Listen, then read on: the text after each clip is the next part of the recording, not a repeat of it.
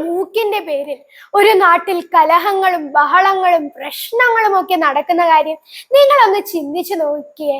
ചിന്തിക്കാൻ പോലും പറ്റുന്നില്ല അല്ലെ?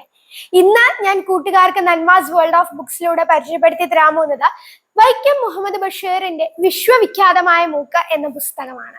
DC ബുക്സ് ആണ് ഇത് പ്രസിദ്ധീകരിച്ചിട്ടുള്ളത്. 36-ാം പതിപ്പാണ് എൻ്റെ കയ്യിലുള്ളത്.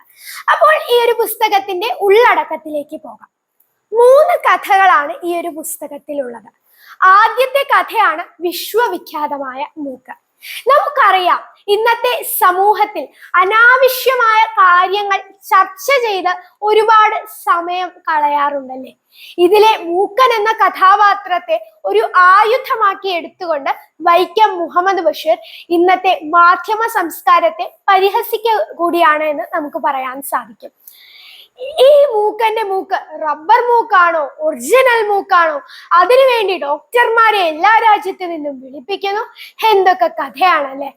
നമ്മളുടെ പ്രധാനമന്ത്രിയുടെയും പ്രസിഡന്റിന്റെയും അടുത്ത് ജനങ്ങൾ രാജിവെക്കാൻ പറയുന്നു. എന്തിന്? മൂക്കന്റെ മൂക്ക് റബ്ബർ മൂക്കാണോ എന്ന് ഉള്ള സംശയം കാരണം. മൂക്കന്റെ മൂക്കിന് മൂക്കുശ്രീ വരെ ലഭിക്കുന്നു. എന്തായാലും നല്ല രസമാണ്. നമ്മുടെ ശ്രീജിത്ത് മൂക്കൻ എന്ന പ്രധാനപ്പെട്ട കഥാപാത്രം ഒരു ചെഫാണ്. പുള്ളിക്ക് പ്രത്യേകിച്ച് വിദ്യാഭ്യാസമൊന്നുമില്ല. പക്ഷേ പുള്ളിയുടെ ഓരോ അഭിപ്രായങ്ങൾക്കും എന്തൊരു വിലയാണെന്നറിയോ സമൂഹത്തിലെ. എല്ലാത്തിനും കാരണം ആ മൂക്കാണ് കേട്ടോ. എന്തായാലും രണ്ടാമത്തെ കഥയാണ് നീതിന്യായം. നീതിന്യായത്തിലെ പ്രധാനപ്പെട്ട കഥാപാത്രം എന്നത് അബ്ദുൾ റസാഖാണ്. ഇതിന്റെ സന്ദർഭം എന്ന് പറയുന്നത് ഒരു കോടതിയാണ്. ഈ കോടതിയിൽ ജഡ്ജി അബ്ദുൾ റസാഖിനോട് ചോദിക്കുകയാണ്, ഈ കുറ്റം നിങ്ങളാണോ ചെയ്തത്? എന്തായാലും കുറ്റസമ്മതത്തിനൊക്കെ ശേഷം അബ്ദുൾ റസാഖ് തന്റെ കഥ അല്ല യാഥാർത്ഥ്യം പറയാൻ തുടങ്ങുകയാണ്. വളരെ കഷ്ടപ്പെട്ട ഒരു ജീവിതമായിരുന്നു പുള്ളിക്കാരൻ്റെത്.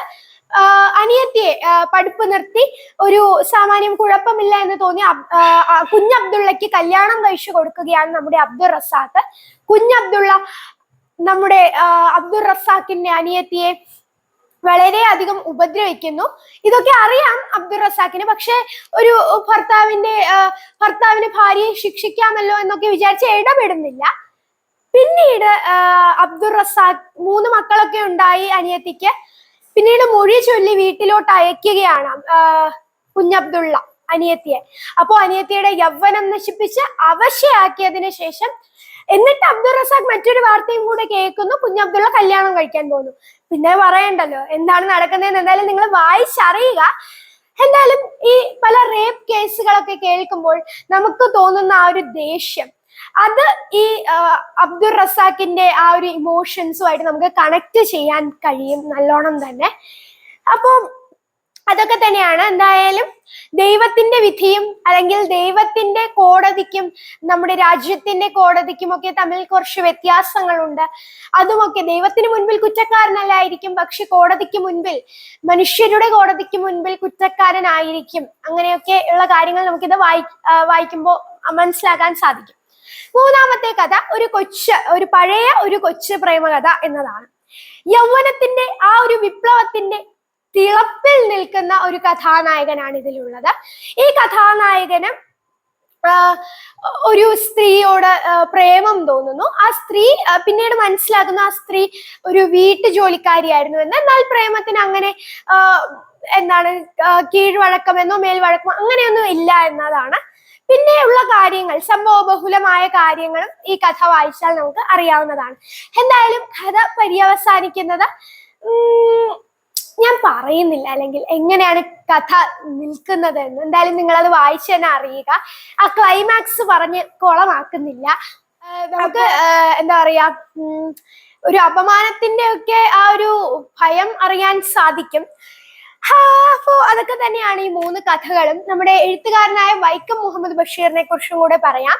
കോഴിക്കോട്ട് 1908 ജാനുവരി 21 വൈക്കം തലയോലപ്പറമ്പിലാണ് അദ്ദേഹം ജനിക്കുന്നത്. ബേപ്പൂർ സുൽത്താൻ എന്നാണ് അദ്ദേഹം അറിയപ്പെടുന്നത്. കോഴിക്കോട്ട് നടന്ന ഉപ്പ് സത്യാഗ്രഹത്തിന്റെ ഭാഗമായി ഒക്കെ അദ്ദേഹം പ്രവർത്തിച്ചു. പിന്നീട് ജയിൽ ശിക്ഷ അനുഭവിച്ചു. ഇന്ത്യ ഒട്ടാകെ അദ്ദേഹം സഞ്ചരിച്ചു. അദ്ദേഹത്തിന്റെ പ്രധാന കൃതികൾ പാത്തുമ്മയുടെ ആട്, ശബ്ദങ്ങൾ, ബാല്യകാലസഖി, ഇതൊക്കെ വളരെ പ്രശസ്തമാണ്. അദ്ദേഹത്തിന് രാജ്യം പത്മശ്രീ നൽകി ആദരിച്ചു. കേരള സാഹിത്യ അക്കാദമി ഫെലോഷിപ്പും സാഹിത്യ അക്കാദമി ഫെലോഷിപ്പും ഒക്കെ അദ്ദേഹത്തിന് ലഭിച്ചിട്ടുണ്ട്. അപ്പോൾ ഇത്രയൊക്കെയാണ് ഈ ഒരു പുസ്തകത്തെ കുറിച്ച് എനിക്ക് പറയാനുള്ളത്. നിങ്ങൾ എല്ലാവരും വായിച്ചു നോക്കൂ. ഞാൻ റേറ്റിംഗ് കൊടുക്കുകയാണെങ്കിൽ 10-ഒരു 8 ഒക്കെ കൊടുക്കും. എന്തായാലും അത്രയൊക്കെയാണ് ഈ ഒരു പുസ്തകത്തെ പറ്റി പറയാനുള്ളത്. അടുത്ത ദിവസം അടുത്ത റിവ്യൂമായി വീണ്ടും കാണുന്നത് വരേക്കും stay tune. This is me നന്മ സൈനിങ് ഓഫ്. ബൈ.